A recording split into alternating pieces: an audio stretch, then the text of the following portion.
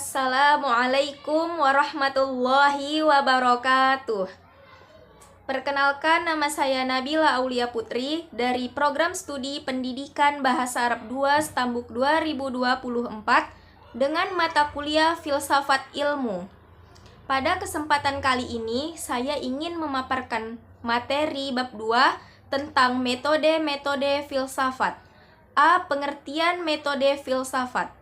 Istilah metode berasal dari kata Yunani, yaitu metodos, yang memiliki sambungan kata depan yaitu meta, yang memiliki 4 makna. Yang pertama, menuju, yang kedua, melalui, yang ketiga, mengikuti, dan yang keempat, sesudah. Sedangkan kata kedua, yaitu hodos, memiliki arti perjalanan, jalan, arah, atau cara, sehingga istilah metodos memiliki arti penelitian, metode ilmiah, hipotesa ilmiah, dan uraian ilmiah. Selanjutnya, secara terminologi, metode merupakan suatu upaya yang bersifat ilmiah dan cara kerja yang teratur dan sistematis yang digunakan untuk memahami suatu objek yang sedang dipermasalahkan dan merupakan sasaran disiplin ilmu yang tertentu. Berikutnya, B. Metode filsafat kritis Socrates Plato. Metode kritis dikembangkan oleh dua filsuf Yunani terkemuka, yaitu Socrates dan Plato. Keduanya memiliki perbedaan masing-masing dalam mengembangkan metode filsafat kritis. Berikut perbedaan keduanya, yaitu yang pertama, Socrates. Anton Bakker menguraikan bahwasanya gaya berpikir Socrates terbagi dalam dua tingkatan dalam perspektif Aristoteles, yaitu yang pertama, Socrates mau mencari yang umum. Yang kedua, yang umum dalam pemahaman Socrates, di mana beliau ingin mencari dalam bidang etis. Dua tingkatan tersebut adalah upaya Socrates dalam menemukan kebenaran yang objektif.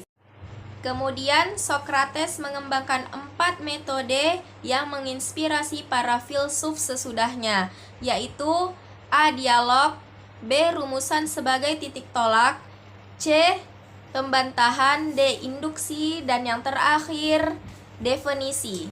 Berikutnya, yang kedua adalah Plato. Perbedaan antara Plato dengan Socrates dalam mengembangkan metode kritis, di mana Plato menurut para ahli filsafat gaya berpikirnya melampaui Socrates dalam berfilsafat. Kekhasan metode filsafat Plato dan yang membedakannya dengan Socrates dapat diuraikan sebagai berikut. Yang pertama, Socrates memusatkan perhatiannya pada bidang etis, sedangkan Plato memusatkan perhatiannya pada bidang yang amat luas, yaitu mencakup seluruh ilmu pengetahuan. Dan yang kedua, bidang keilmuan eksakta mendapatkan tempat yang istimewa bagi Plato. Berikutnya bagian C, metode filsafat skolastik Thomas Aquinas. Anton Bakker menjelaskan bahwa metode filsafat skolastik bersifat sintesis deduktif yang bertitik tolak kepada definisi atau prinsip-prinsip yang jelas, dengan sendirinya ditarik kesimpulan-kesimpulan. Thomas Aquinas merincikannya kepada 4 tahapan, yaitu yang pertama, soal atau masalah yang diterangkan oleh dosen. Yang kedua, keberatan-keberatan yang diajukan oleh seorang mahasiswa. Yang ketiga, jawaban-jawaban yang diberikan kepada mahasiswa senior. Yang keempat, kesimpulan diberikan dosen terhadap jawaban-jawaban yang tepat atas keberatan-keberatan. Selanjutnya, bagian D, metode filsafat intuitif Plotinus dan Henry Bergson. Metode filsafat intuitif mengajarkan melalui jalan introspeksi intuitif, yaitu menggunakan pemakaian simbol-simbol yang diusahakan untuk pembersihan intelektual beserta pensucian moral sehingga tercapai suatu penerangan pikiran. Yang pertama, Plotinus. Plotinus merupakan seseorang yang mengembangkan ajaran Plato, di mana beliau mendirikan sebuah akademi yang bernama Neoplatonisme di kota Roma, Italia, ketika ia berumur 40 tahun. Dan yang kedua, Henry Bergson.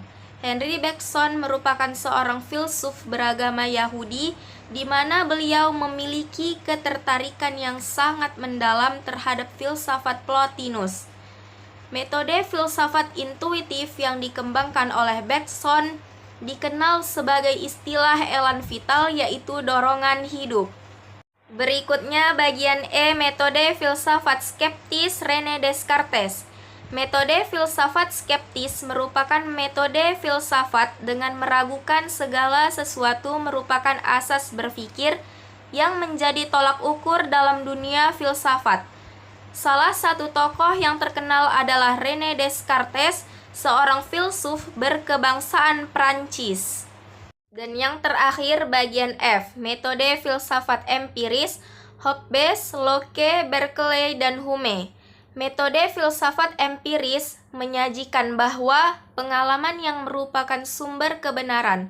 Salah satu filsuf yang dikenal dengan metode filsafat empiris adalah David Hume, seorang filsuf berkebangsaan Inggris yang hingga saat ini pandangannya masih digunakan oleh orang mengenai filsafat empiris. Sekian pemaparan materi dari saya tentang metode-metode filsafat. Semoga bermanfaat. Terima kasih. Wassalamualaikum warahmatullahi wabarakatuh.